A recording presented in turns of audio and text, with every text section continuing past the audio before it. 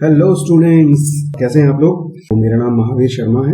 12th class का जो physics का सिलेबस है उसका सबसे पहला जो पार्ट है वो है इलेक्ट्रोस्टैटिक्स, और ये जो है वो 4 पार्ट्स में डिवाइडेड है। मतलब हम लोग इसे डिवाइड कर सकते हैं। पहला पार्ट आपका हो गया इलेक्ट्रिक चार्जेस, दूसरा हिस्सा है आपका इलेक्ट्रिक फील्ड, तीसरा इलेक्ट्रिक पोटेंशियल और चौथा है कैपेसिटेंस। तो फिजिक्स के लिहाज से अगर देखें तो हम इलेक्ट्रोस्टैटिक्स को ये 4 पार्ट में डिवाइड कर सकते हैं। उसके बाद अगला हिस्सा जो आता है वो करंट इलेक्ट्रिसिटी के बारे में आता है ना। तो अभी हम इस पर कंसर्न करेंगे। पहला पार्ट हमारा ये है, और ये जो 4 हिस्से हैं इसको आपकी एनसीईआरटी की जो बुक है उसके अंदर 2 चैप्टर्स में कंप्लीट किया गया है। पहला चैप्टर आपका है इलेक्ट्रिक चार्जेस एंड फील्ड्स और दूसरा है इलेक्ट्रोस्टैटिक पोटेंशियल एंड कैपेसिटेंस। तो 2 चैप्टर में आपकी एनसीईआरटी की बुक ने इस सिलेबस को कंप्लीट किया है। तो मुझे लगता है कि आप लोगों के यहाँ भी शायद एनसीईआरटी चलती होगी, और अगर नहीं भी चलती होगी तो कोई सी भी बुक आप लीजिए, उसका सिलेबस का जो ऑर्डर होता है वो लगभग यही रहता है। सभी फिजिक्स की बुक में यही रहता है। चलिए शुरू करते हैं। कोर्स के बारे में बात करें तो देखिए, हम यहाँ पर इंट्रोडक्शन, चार्ज की प्रॉपर्टी, कूलॉम लॉ, फोर्स, जो भी अलग अलग चार्जेस के बीच में जो फोर्स होते हैं उनके बारे में बात करेंगे। तो ये इस कोर्स का हिस्सा रहेगा। यहाँ पर प्रैक्टिस क्वेश्चन ऑब्वियसली बातें हम लोग करेंगे ही करेंगे, तो आप लोग यहाँ से नोट्स बना सकते हैं। चलिए शुरू करते हैं। तो सबसे पहली चीज है कि इलेक्ट्रोस्टैटिक्स क्या होती है। जैसा कि नाम से साबित हो रहा है, यहाँ पर नाम से दिखाई दे रहा है कि इलेक्ट्रो और स्टैटिक्स 2 चीजों से मिलकर बना है। इलेक्ट्रो का मतलब होता है इलेक्ट्रिक चार्ज, और स्टैटिक्स का मतलब होता है जब चार्ज मूव नहीं कर रहा, कहीं इधर उधर चल नहीं रहा है। जैसे करंट होता है ना, करंट में क्या होता है, किसी तार में अगर करंट बह रहा है तो इसका मतलब क्या होता है, चार्ज एक जगह से दूसरी जगह पर मूव कर रहा है, बह रहा है। और इलेक्ट्रोस्टैटिक्स का मतलब वो बहती हुई अवस्था में नहीं बल्कि वो स्थिर अवस्था में है, एक जगह पर जमा हुआ है। तो जब चार्ज एक जगह पर जमा हुआ है उस समय जो उसकी प्रॉपर्टी होती है, जो भी उसके प्रभाव होते हैं, उनकी स्टडी को हम लोग क्या कहते हैं, इलेक्ट्रोस्टैटिक्स कहते हैं। और स्टैटिक इलेक्ट्रिसिटी या फ्रिक्शनल इलेक्ट्रिसिटी भी बोलते हैं। फ्रिक्शनल क्यों बोलते हैं, फ्रिक्शन का मतलब क्या होता है, घर्षण यानी घिसना, है ना। तो ये जो इलेक्ट्रिसिटी है, इलेक्ट्रोस्टैटिक्स जिसको स्टैटिक इलेक्ट्रिसिटी बोलते हैं, ये तब पैदा होती है जब हम 2 चीजों को आपस में रगड़ते हैं। ठीक है, तो इसी वजह से रगड़ने पर घर्षण होता है, इस वजह से इसे फ्रिक्शनल इलेक्ट्रिसिटी भी कहते हैं। विलियम गिलबर्ट ये साइंटिस्ट हुए हैं, तो चार्ज के बारे में इन्होंने बताया कि चार्ज क्या है। Charge is something possessed by material objects that makes it possible for them to exert electrical force to respond to the electrical force। Charge क्या है, ये मटेरियल यानी पदार्थ की एक ऐसी प्रॉपर्टी है जिसके कारण वो पदार्थ किसी भी इलेक्ट्रिक फोर्स को महसूस कर सकता है और किसी दूसरी चीज पर इलेक्ट्रिक फोर्स एग्जर्ट कर सकता है मतलब लगा सकता है। तो आप जानते हैं कि 2 चार्ज अगर होते हैं, एक जैसे चार्ज होते हैं, पास लाएंगे तो वो एक दूसरे को दूर धकेलते हैं। जैसे चुंबक होती है तो चुंबक में नॉर्थ पोल और साउथ पोल होता है ना। तो जब आप उसे पास लेके आते हैं तो सेम पोल अगर होते हैं, जैसे नॉर्थ पोल के सामने नॉर्थ पोल लेके आएंगे तो क्या होगा, चुंबक एक दूसरे को दूर धकेल देगी। तो ये जो दूर धकेला जा रहा है ये क्या है, चुंबकीय फोर्स है। तो जिस वजह से वो फोर्स हमें महसूस हो रहा है वो चुंबकीय बल है। इसी तरीके से चार्ज क्या है, चार्ज इलेक्ट्रिक बल लगाता है ना। और इसी के कारण एक चार्ज्ड बॉडी दूसरी चार्ज्ड बॉडी के ऊपर इलेक्ट्रिक फोर्स भी लगाती है और दूसरी किसी चीज की इलेक्ट्रिक फोर्स को महसूस भी कर सकती है। यानी कि महसूस कर सकती है का मतलब क्या है, प्रभावित हो सकती है। यानी एक बॉडी में जैसे आपने कंघा बालों में घिसा, है ना, सूखे बालों में अगर आप कंघा घिसे प्लास्टिक वाला और फिर छोटे छोटे कागज के टुकड़े जमीन पे डाल दो और उसके ऊपर उस कंघे को घुमाओगे तो वो टुकड़े चिपक जाएंगे। एकदम से ऐसा लगेगा जैसे जमीन से उठ के कंघे ने उन्हें खींच लिया। तो ये जो इलेक्ट्रिसिटी है, क्या हुआ यहाँ पर, जब आपने बालों से कंघे को रगड़ा तो कंघे के ऊपर आपका इलेक्ट्रिक चार्ज आ गया, और इसी चार्ज के कारण जो दूसरे जो कागज के टुकड़े थे उनको इसने खींच लिया, क्योंकि कागज के टुकड़ों पर एक अपोजिट चार्ज था। तो इस चार्ज के कारण ही ये इलेक्ट्रिक फोर्स पैदा हुआ, और इस इलेक्ट्रिक फोर्स के कारण कंघे ने कागज के टुकड़ों को खींच लिया, अपने से चिपका लिया। तो ये जो प्रॉपर्टी है, जहां चार्ज होगा तो वहां ये प्रॉपर्टी आती है कि दूसरी की इलेक्ट्रिक फील्ड को भी ये महसूस कर सकता है, जैसे कागज ने किया। कंघे की इलेक्ट्रिक फील्ड में कागज ऊपर खिंच गया, यानी इलेक्ट्रिक फील्ड से प्रभावित हुआ। क्यों हुआ? क्योंकि कागज के ऊपर भी चार्ज था।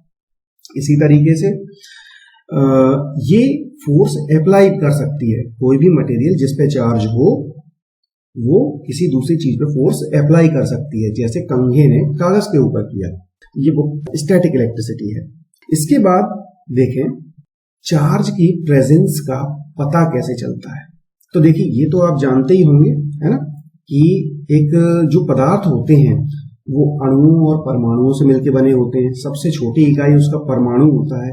परमाणु के यानी कि एटम के बीचों बीच क्या होता है? एक नाभिक होता है जिसे हम न्यूक्लियस बोलते हैं, है ना। इस न्यूक्लियस में क्या होता है? प्रोटॉन जो कि पॉजिटिव चार्ज होते हैं और न्यूट्रॉन जो कि न्यूट्रल होते हैं, यानी उन पर कोई चार्ज नहीं होता, पर ये बहुत भारी होते हैं। और ये एक छोटी सी जगह पर, जिसे हम नाभिक या न्यूक्लियस कहते हैं, ये उस जगह पर स्थिर हो जाते हैं, वहां पर होते हैं। ठीक है, तो इनकी वजह से क्या होता है? एक पॉजिटिव चार्ज की फील्ड चारों तरफ पैदा हो जाती है। और इलेक्ट्रॉन जो कि नेगेटिवली चार्ज होते हैं, जिनमें नेगेटिव चार्ज होता है, वो क्या करते हैं? इस नाभिक के चारों तरफ अलग अलग कक्षाओं में चक्कर काट रहे होते हैं।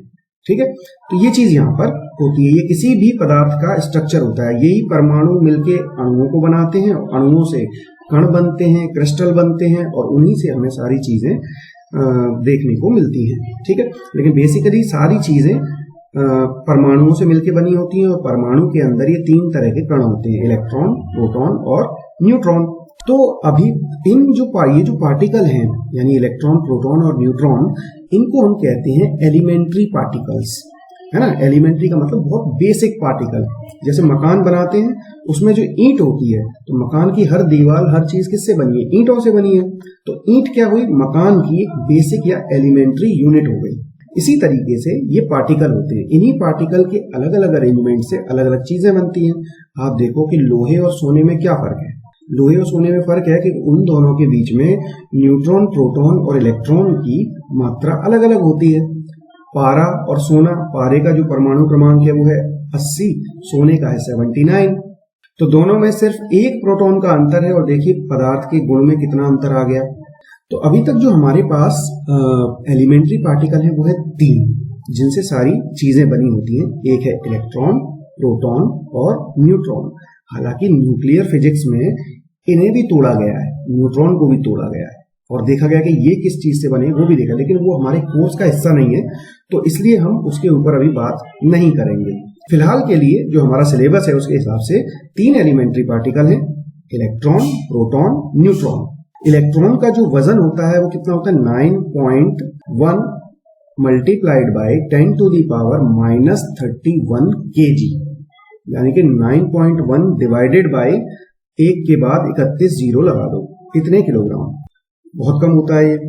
प्रोटॉन का वजन क्या होता है? 1.67262 multiplied by 10 to the power -27 kg। ठीक है, और न्यूट्रॉन का वजन क्या है? 1.67493 into 10 to the power -27 kg। तो देखिए प्रोटॉन और न्यूट्रॉन लगभग एक जैसे वजन के होते हैं, और इलेक्ट्रॉन की तुलना में बहुत भारी होते हैं। कितने भारी होते हैं? तो जरा देखो, इनकी जो घात लगी हुई है उसमें कितना अंतर है?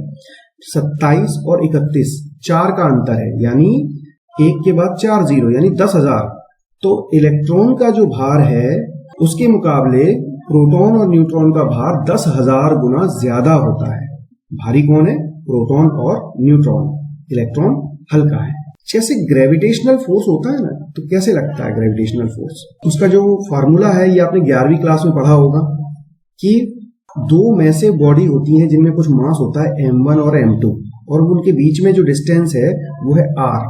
तो जो फोर्स उनके बीच में, जो ग्रेविटेशनल फोर्स लगेगा वो क्या होगा? F is equal to G m1 m2 divided by r square. G क्या है? ये यूनिवर्सल ग्रेविटेशनल कांस्टेंट है, जिसकी वैल्यू होती है 6.67 multiplied by 10 to the power -11। तो पता कैसे चला कि ऐसी कोई चार्ज जैसी चीज भी होती है? तो पहले तो यही माना जाता था कि भाई ये जो तीन पार्टिकल से चीजें बनी है उनमें कुछ वजन है तो उनके बीच में गुरुत्वाकर्षण बल लगता होगा, यानी ग्रेविटेशनल फोर्स लगता होगा। तो ग्रेविटेशनल फोर्स का ये फॉर्मूला है। तो जब इसमें इनकी वैल्यू को रखा जाता है तो पता चलता है कि दो कणों के बीच में कितना फोर्स लगना चाहिए। दो इलेक्ट्रॉन रखेंगे तो m की जगह m1 m2 की जगह पर ये 9.1 ये जो इसकी वैल्यू है इलेक्ट्रॉन के मास की, हम वो रखेंगे, वो रखते हैं। प्रोटॉन प्रोटॉन के बीच में देखना है तो प्रोटॉन प्रोटॉन के बीच में यहाँ पर उनका वेट जो मास है वो रख के देख सकते हैं। इलेक्ट्रॉन प्रोटॉन के बीच में अगर देखना है तो वो हम वैसे देख सकते हैं। तो कायदे से क्या होना चाहिए, अगर सिर्फ मास ही इन तीन कणों में होता तो उनके बीच में सिर्फ और सिर्फ ग्रेविटेशनल फोर्स लगना चाहिए। तो अब यहां देखो जो ये फोर्स होगा वो कितना होगा, इतना होगा 5.5 इंटू 10⁻⁻�67 न्यूटन। जो ग्रेविटेशनल फोर्स आएगा दो इलेक्ट्रॉन्स के बीच में, अगर दो इलेक्ट्रॉन्स को रखा जाए 1 सेंटीमीटर की दूरी पर तो उनके बीच में जो गुरुत्वाकर्षण बल लगेगा वो होगा ये, और ये बल बहुत ज्यादा कम है, बहुत ही ज्यादा कम है। घात देखो 10⁻⁻�67 यानी 5.5 को भाग दो 1 के बाद 67 जीरो लगा के, तो ये बहुत छोटी राशि बन जाती है। लेकिन क्या देखा गया कि जैसे ग्रेविटेशनल फोर्स होता है तो आप जानते हैं कि गुरुत्वाकर्षण बल सिर्फ आकर्षण करता है, प्रतीक ऐसा नहीं होता कि दो मैसे बॉडी को पास लाएं और उनके बीच में रिपल्शन होने लगे, प्रतिकर्षण होने लगे। जैसे चुंबक एक दूसरे को दूर धकेलते हैं उस तरीके से गुरुत्वाकर्षण बल काम नहीं करता। गुरुत्वाकर्षण बल सिर्फ चीजों को अपनी तरफ खींचता है ना। गुरुत्वाकर्षण बल के कारण दो चीजें एक दूसरे के पास आती हैं, कभी दूर नहीं भागती। तो यहां पर क्या देखा जाता है कि जब दो इलेक्ट्रॉन को पास पास रखते हैं तो एक तो उनके बीच में कैसा फोर्स आता है, रिपल्सिव फोर्स आता है। और जब दो इलेक्ट्रॉन को 1 सेंटीमीटर दूरी पे रखते हैं तो क्या देखा गया कि उनके बीच में जो रिपल्सिव फोर्स लग रहा है वो कितना लग रहा है, 2.3 इंटू 10⁻⁻24 न्यूटन। अब जरा देखो कि इन दोनों बलों की घात में कितना अंतर है। गुरुत्वाकर्षण बल है 10⁻⁻67 और जो आपका रिपल्सिव फोर्स है दो इलेक्ट्रॉन के बीच में वो क्या लग रहा है, -24 10⁻⁻24 न्यूटन। तो जरा देखो 24 से 67 के बीच में कितना डिफरेंस है। तो एक के बाद उतने जीरो लगाओ, उतना गुना ये जो फोर्स है, जो रिपल्सिव फोर्स है वो गुरुत्वाकर्षण बल से ज्यादा होता है।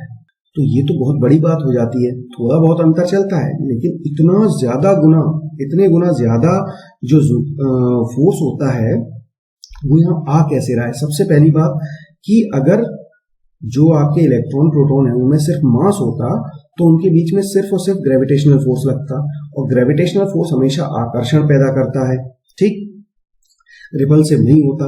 लेकिन देखा क्या जा रहा है कि जब दो इलेक्ट्रॉन को पास पास लाते हैं तो उनके बीच में रिपल्सिव फोर्स लगता है। और ये जो रिपल्सिव फोर्स है, तो अगर केवल रिपल्सिव फोर्स लगता तो हम ये मान लेते कि हो सकता है भाई छोटे कणों के लिए ग्रेविटेशनल फोर्स रिपल्सिव हो जाता है।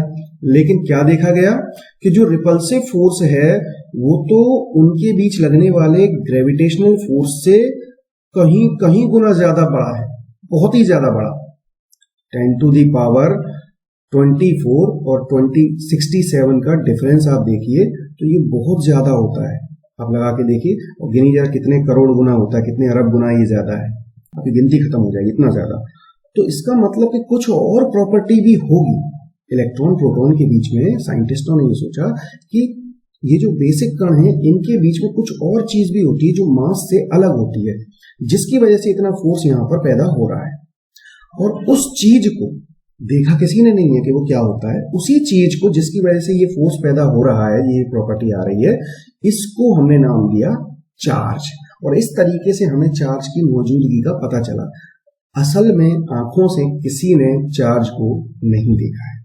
अब यहीं पर इसी से कैसे पता चला, अब आप कहेंगे कि कैसे पता चला कि भाई इलेक्ट्रॉन नेगेटिव चार्ज होता है, प्रोटॉन पॉजिटिव चार्ज होता है, न्यूट्रॉन पर कोई चार्ज नहीं होता। तो देखा गया कि दो इलेक्ट्रॉन के बीच में जो फोर्स है वो रिपल्सिव होता है, दो प्रोटॉन के बीच में भी फोर्स सेम होता है और रिपल्सिव होता है।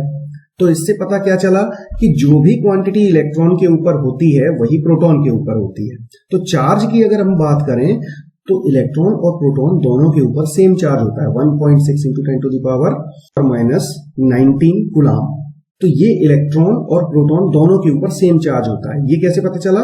क्योंकि दो इलेक्ट्रॉन और दो प्रोटॉन के बीच में जो रिपल्सिव फोर्स लगता है वो सेम ही लगता है। तो इससे पता चला कि जो भी क्वांटिटी है जिसके कारण ये बल पैदा हो रहा है वो इलेक्ट्रॉन और प्रोटॉन दोनों पे अलग होती है। लेकिन जब देखा गया कि इलेक्ट्रॉन और प्रोटॉन को पास लाया जाता है तो दोनों एक दूसरे को अपनी ओर खींचते हैं। तो इससे पता चला कि प्रोटॉन और इलेक्ट्रॉन पे जो चार्ज होता है वो चार्ज एक दूसरे से अपोजिट नेचर का होता है। तो फिर हमने क्या किया, हमने अपनी सुविधा के हिसाब से प्रोटॉन के चार्ज को बोल दिया पॉजिटिव और इलेक्ट्रॉन के चार्ज को बोल दिया नेगेटिव। ठीक, अब न्यूट्रॉन की बारी आई। तो जब न्यूट्रॉन के बीच में रिपल्सिव फोर्स देखा गया तो पता चला कि वो तो जीरो होता है। तो इसका मतलब ये जो चीज है जिसे हम चार्ज कह रहे हैं वो न्यूट्रॉन के ऊपर नहीं होती। तो इसलिए इसे नाम दे दिया न्यूट्रॉन, न्यूट्रल है जिस पर कोई चार्ज नहीं। तो ये कहानी है चार्ज की खोज की, ऐसे चार्ज की खोज हुई। अब इसके बाद हम आगे चलते हैं ओरिजिन ऑफ चार्ज। तो देखो आता किस तरीके से है। तो आप ये जानते हैं, जब हमने ये पता कर लिया कि दो तरह का चार्ज एटम में पाया जाता है, एक पॉजिटिव होता है एक नेगेटिव होता है, तो उसका गुण क्या होता है? जैसे मान लो 3 पॉजिटिव चार्ज हैं और 3 नेगेटिव चार्ज अगर जोड़े जाएंगे तो क्या होंगे? वो एक दूसरे को जीरो कर देंगे। लेकिन अगर 3 पॉजिटिव चार्ज और 2 नेगेटिव चार्ज जोड़ेंगे तो क्या होगा? 2 पॉजिटिव चार्ज 2 नेगेटिव चार्ज के साथ हो जाएंगे जीरो और बचेगा एक पॉजिटिव चार्ज। तो इस वजह से एक पॉजिटिव चार्ज आपके पास बच जाएगा। इसी तरीके से अगर मान लो नेगेटिव चार्ज ज्यादा होंगे तो जितने ज्यादा होंगे यानी दोनों का पॉजिटिव और नेगेटिव का जितना अंतर होगा वो आपका चार्ज बचेगा। नेगेटिव चार्ज ज्यादा है तो बचा हुआ चार्ज नेगेटिव होगा और पॉजिटिव चार्ज ज्यादा है तो बचा हुआ चार्ज पॉजिटिव होगा। ठीक, अब जैसे ग्लास की रॉड को जब हम सिल्क के ऊपर रगड़ते हैं तो क्या होता है? ग्लास जो है वो पॉजिटिवली चार्ज हो जाता है। लेकिन जितना पॉजिटिव चार्ज ग्लास की रॉड पे आया होता है ठीक उतना ही नेगेटिव चार्ज किस पे जाता है? सिल्क के ऊपर। क्यों जाता है? क्योंकि पॉजिटिव और नेगेटिव मिलके जीरो होते हैं। तो आप ये मान सकते हैं जब किसी चीज के ऊपर कोई चार्ज नहीं है तो इसका मतलब ये होता है कि उस चीज के ऊपर पॉजिटिव और नेगेटिव चार्ज बराबर मात्रा में है। तो जब हम एक चीज को दूसरी चीज से रगड़ते हैं तो क्या होता है? एक चीज के ऊपर पॉजिटिव चार्ज ज्यादा इकट्ठे हो जाते हैं। कहां से आते हैं? वो दूसरी चीज में से निकल के आते हैं और दूसरी चीज के ऊपर उन चार्ज की कमी हो जाती है। तो इस वजह से क्या होता है? जितने चार्ज एक चीज से दूसरी पे आते हैं उतने ही चार्ज की दूसरी वाली चीज में कमी हो जाती है और इस वजह से हम एक को पॉजिटिव बोलते हैं दूसरे को नेगेटिव बोलते हैं। लेकिन अगर उन दोनों को आपस में टच किया जाए थोड़ी देर बाद तो वो दोनों चार्ज अपनी अपनी जगह पर वापस चले जाते हैं और चीज पर टोटल चार्ज फिर से जीरो हो जाता है। तो ये है चार्ज का मैकेनिज्म। और ये होता कहां से? ये इसी स्ट्रक्चर से आता है। क्योंकि देखो जीरो जब चार्ज हम कहते हैं तो जीरो चार्ज एक्चुअली होता नहीं है। वहां पर होता क्या है? पॉजिटिव और नेगेटिव चार्ज बिल्कुल बराबर होते हैं। इसलिए किसी चीज पर हमें जीरो चार्ज देखने को मिलता है। क्योंकि पदार्थ अगर बना है तो परमाणुओं से ही बना होगा, एटम से ही बना होगा और एटम इन 3 कणों के बिना हो ही नहीं सकता। अगर आप इलेक्ट्रॉन्स को पूरा निकाल दें तो ये जो न्यूक्लियस है ये वैसे भी बिखर जाएगा, इसका कोई मतलब नहीं निकलेगा। और अगर हम प्रोटॉन्स को निकाल दें तो भी ये जो एटम है ये बिखर जाएगा, इसका कोई मतलब नहीं रहेगा। तो अगर कोई पदार्थ मौजूद है, उसका अस्तित्व है, तो वो इन्हीं 3 कणों की इसी व्यवस्था से बना होगा। तो इसका मतलब पदार्थ चाहे वो चार्ज है, चाहे नेगेटिवली चार्ज है, चाहे वो बिल्कुल चार्ज नहीं है, उस पर कोई चार्ज ना भी हो, तब भी उसके अंदर पॉजिटिव और नेगेटिव चार्ज होते ही हैं। लेकिन चार्ज महसूस क्यों नहीं होता? क्योंकि पॉजिटिव और नेगेटिव मिलके बन जाते हैं क्या? जीरो। ठीक है, तो अगर किसी चीज पे जीरो चार्ज है तो इसका मतलब होता है कि उसके अंदर जितने भी पॉजिटिव चार्ज हैं उतने ही नेगेटिव चार्ज बराबर मात्रा में मौजूद हैं। तो जितने भी नॉन कंडक्टर हैं वो ये बिहेवियर शो करते हैं कि उन्हें जब रगड़ा जाता है तो उन पे चार्ज आ जाता है। हालांकि जो कंडक्टर होते हैं उनको भी जब किसी चीज से रगड़ते हैं उन पे चार्ज आता है, लेकिन कंडक्टर में क्या होता है? इलेक्ट्रिसिटी एक जगह से दूसरी जगह बह सकती है, इसलिए एक जगह पर चार्ज कभी भी इकट्ठा नहीं हो पाता। इस वजह से कंडक्टर पे कभी भी चार्ज आपको रगड़ने पर महसूस नहीं होता है। लेकिन जब आप रगड़ रहे होते हैं उस टाइम पे चार्ज आता है, लेकिन जैसे ही आप हटाते हैं वो चार्ज पूरी बॉडी में एक समान डिस्ट्रीब्यूट हो जाता है। इस वजह से क्या होता है आपको पता नहीं चलता कि कंडक्टर्स पर ऐसा होता है। लेकिन नॉन कंडक्टर जो होते हैं यानी कि जो अधात्विक चीजें हैं, नॉन मेटल्स, नॉन कंडक्टर, जिनमें बिजली नहीं बह पाती, उनके अंदर ये बिहेवियर साफ साफ देखा जा सकता है। जैसे प्लास्टिक का कंघा और आपके बाल, ये नॉन कंडक्टर है, तो जब आप इनको आपस में रगड़ते हैं तो दोनों ही चार्ज हो जाते हैं। कंघे से बाल भी खींचने लगते हैं, है ना, कंघे से कागज के टुकड़े भी खींचने लगते हैं। तो ये चीज हमेशा नॉन कंडक्टर्स में दिखाई देती है। ये जो लेसन मैं आपको पढ़ा रहा हूं, इसे आप बस सुनिए और इसमें से जो 2-4 पॉइंट्स हैं नोट करने के, उन्हें आप नोट करिए। समझ में आना बहुत जरूरी है और प्रैक्टिस हम करेंगे ही बाद में। फिलहाल आप इस चीज को समझें ताकि फिजिक्स आपको थोड़ी इंटरेस्टिंग लगने लगे। ठीक है, हर लेसन इतना लंबा नहीं रखूंगा मैं। इसके बाद देखिए चार्ज, जैसा कि आपने देखा कि दो चीजों को रगड़ने से आता है। अब इन कौन सी चीज को किससे रगड़ने पर किस तरीके का चार्ज आएगा, इसके लिए हमने क्या किया, एक सीरीज बनाई। इस सीरीज को हम कहते हैं ट्राइबो इलेक्ट्रिक सीरीज। और इसमें जो चीजों का ये क्रम है, ये बिल्कुल सही तरीके से हमने जमाया कि पहले फर रखा, फिर फ्लैनेल रखा, फिर वुल यानी कि ऊन रखा। फ्लैनेल भी क्या होता है, एक तरह का ऊन ही होता है। ग्लास यानी कांच, फिर पेपर, कॉटन, सिल्क, वुड यानी कि लकड़ी, मेटल, रबर, पोर्लोन, पॉलिस्टीरीन और या टेफ्लॉन या एबोनाइट, है ना। फ्लैनेल को फलालेल भी बोला जाता है, पता नहीं आप लोगों ने नाम सुना होगा कि नहीं। खैर जो भी हो, इस सीरीज का फायदा क्या है, ये सीरीज वैसे ही है जैसे आपकी जो पीरियोडिक टेबल होती है ना, बिल्कुल वैसे ही। यहां पर क्या होगा कि आप किसी भी दो चीजों को उठा लो। सपोज करो आपने क्या उठाया, ग्लास उठाया और सिल्क उठाया। तो जब आप इन दो चीजों को आपस में रगड़ेंगे, इस सीरीज में से किसी भी दो चीज को उठाइए और आपस में रगड़िए, तो कौन सी चीज पर पॉजिटिव आएगा, कौन सी चीज पे नेगेटिव आएगा, ये यहां पर पता कर सकते हैं। जैसे जिस चीज का नाम इस सीरीज में पहले आ रहा है उस पर पॉजिटिव चार्ज आएगा और जिसका नाम बाद में आ रहा है उस पर नेगेटिव चार्ज आएगा। अब सोचो, आपने ग्लास और सिल्क को रगड़ा, तो पहले किसका नाम आ रहा है, ग्लास का। सिल्क बाद में आ रहा है, तो ग्लास पे आएगा पॉजिटिव चार्ज और सिल्क पे आएगा नेगेटिव चार्ज। इसी तरीके से आप मेटल को रबड़ पे रगड़ेंगे या रबड़ को ऑर्लॉन पे रगड़ेंगे, तो आपको क्या मिलेगा, रबड़ पे पॉजिटिव चार्ज आएगा, ऑर्लॉन पे नेगेटिव आएगा।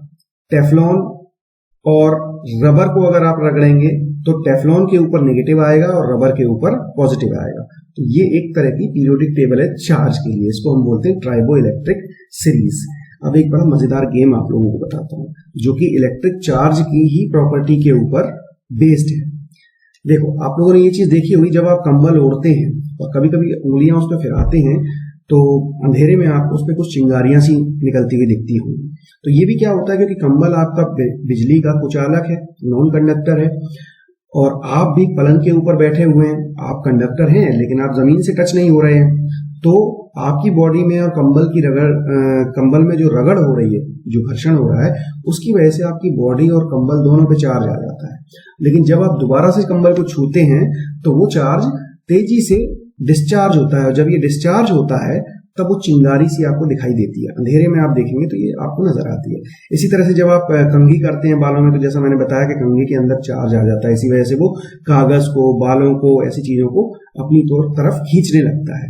बाल सूखे होने चाहिए, गीले बालों में मत करना, ठीक है, और तेल लगा के भी मत करना, तेल से नहीं आता, वो चार्ज की वजह से आता है। सूखे बिल्कुल शैम्पू किए हुए बालों में जब आप कंघा रगड़ेंगे तब ये चार्ज इसके अंदर पैदा होने लगता है। अच्छा, पेट्रोल पंप पे भी एक्सीडेंट होते हैं। आपको पता, कई बार आप लोगों ने न्यूज में सुना होगा कि भाई मोबाइल फोन हो, आजकल तो पेट्रोल पंप पे लिखा रहता है कि पेट्रोल पंप पे मोबाइल फोन यूज मत कीजिए, आग लगने का खतरा होता है। असल में मोबाइल की वजह से ऐसा होता ही नहीं है। कमाल की बात है ना। ये क्यों होता है, क्योंकि जब आप बाइक चला रहे होते हो तो बाइक चलाते वक्त हवा से आपकी बॉडी रगड़ खाती है, तो आपकी बॉडी में चार्ज आता है। बाइक पे भी बहुत सारे प्लास्टिक की चीजें होती हैं, जैसे उसके हैंडल पे प्लास्टिक का कवर चढ़ा रहता है, तो आप जब उस पर हाथ लगाते हैं तो वो रगड़ खाते हैं, उस पर भी चार्ज पैदा होता है, तो आपकी बॉडी में वो चार्ज इकट्ठा होने लगता है। अब क्या होता है कि जब आप पेट्रोल पंप पे जब आप जाके रोकते हैं गाड़ी को, देखिए गाड़ी भी जब जमीन से टच होती है तो टायर के थ्रू होती है, और टायर कैसा होता है, नॉन कंडक्टर होता है, तो जो भी चार्ज आप लोगों के अंदर पैदा हुआ है गाड़ी चलाते हुए वो जमीन में जा नहीं पाता। तो जब आप पेट्रोल पंप पे आके गाड़ी रोकते हो, फिर आपने जूते चप्पल भी तो पहने होते हैं, तो जमीन से आपका संपर्क नहीं होता है। तो जब भी आप गाड़ी पेट्रोल पंप पे जाके रोकते हो तो होता क्या है कि पेट्रोल वाला जब पेट्रोल भर रहा होता है तो वहां पर पेट्रोल की वेपर्स उड़ रही होती है चारों तरफ, इसलिए तो आपको बदबू आती है पेट्रोल की। तो जो वेपर होती है वो अगर चिंगारी के संपर्क में आती है तब आग लगती है। और ये चिंगारी कब पैदा होगी? तब पैदा होगी जब आपका बॉडी का चार्ज किसी चीज में तेजी से डिस्चार्ज हो। जैसे कंबल को छूने पे चिंगारी उठती है ना, बिल्कुल वैसे ही तो जब आप गाड़ी के किसी मेटल पार्ट को छूते हैं, अगर आपके अंदर चार्ज काफी आ गया है तो आप मेटल पार्ट को जब छूते हैं तो तेजी से ये चार्ज डिस्चार्ज होता है, तब जाके ये चिंगारी पैदा होती है, उसकी वजह से आग लगती है। यानी बेचारा मोबाइल तो फालतू में ही बदनाम हो गया। और इस तरह के एक्सीडेंट तब ज्यादा होते हैं जब आपने सिंथेटिक कपड़े पहन रखे हो, जैकेट पहन रखी हो, और जो बिना कॉटन वाले जो कपड़े होते हैं, कॉटन नहीं पहना हो आपने, रेशम पहना हो या सिंथेटिक कोई भी कपड़ा पहन रखा हो, प्लास्टिक वाले, ठीक है। अब शॉक चेयर, ये गेम है, ये आप घर पे कर सकते हो, कभी भी कर सकते हो सकता है आप लोगों ने किया भी हो। आप क्या कीजिए, जैसे ये भाई साहब यहाँ पर बैठे हुए हैं, ठीक है, ये प्लास्टिक की या लकड़ी की कुर्सी, प्लास्टिक की कुर्सी बेटर रहती है। आप प्लास्टिक की कुर्सी पर बैठ जाइए, पैरों को जमीन से टच मत करना, पैरों को ऊपर रखिए, और दूसरे अपने दोस्त को बोलिए कि एक तौलिए से जोर जोर से यहाँ पर इस जगह पर कुर्सी के पीछे से मारे। 25-30 बार मारने के बाद, बहुत जोर जोर से मारने के बाद आपकी बॉडी में चार्ज आ जाएगा। और फिर आप क्या कीजिए, दूसरे व्यक्ति को छुइए, जिसने जूते ना पहने हो, ऐसे व्यक्ति को टच कीजिए तो उसको करंट का झटका लगेगा। ये क्यों होता है कि मारने से जो घर्षण हुआ है उसकी वजह से जो चार्ज है वो आपकी बॉडी में आके इकट्ठा हो गया, और जैसे ही आपने दूसरे व्यक्ति को छुआ उसको करंट लग गया। इसका एक और यहाँ पर डेमोन्स्ट्रेशन किया जा सकता है कि जिस व्यक्ति को आप छू रहे हैं उसको आप एक एलईडी पकड़ा दें। एलईडी मतलब 2 रुपए की एलईडी आती है, किसी भी इलेक्ट्रॉनिक की शॉप से आप ले सकते हो, और उसकी टांगों को इस तरीके से अलग अलग कर लें। तो एक टांग को आप पकड़ा दें अपने दोस्त को, और दूसरे सिरे को आप छू के देखिए, तो जो चार्ज आपकी बॉडी से होता हुआ, एलईडी में से होता हुआ इस दोस्त के थ्रू जमीन में जाएगा, तो इसकी वजह से करंट पैदा होगा और ये एलईडी थोड़ी देर के लिए चमकेगी, जलेगी। इसे आप करके देखिए, बड़ा मजा आता है। मैं तो क्या करता था, इस तरह से जब करता था तो लोगों को टच करके उनको करंट लगाने में बड़ा मजा आता था। तो ये आप लोगों ने भी हो सकता है किया हो, नहीं किया हो तो करके देखना, हार्मफुल नहीं है, मजा आता है बस, ठीक है। ये बस इंट्रोडक्शन था, सब कुछ इसमें से नोट नहीं करना है। जो आपको लगे कि ये चीजें याद रखने लायक हैं वो आप नोट कीजिए। सवालों के जवाब आप खुद भी दे सकते हैं, और मैं भी आप लोगों को इस चीज के बारे में बताऊंगा आगे। उम्मीद करता हूं कि आप लोगों ने इसे एंजॉय किया होगा, और कोई कमी आपको लगी हो तो आप बेझिझक बताइए मुझे। Good bye.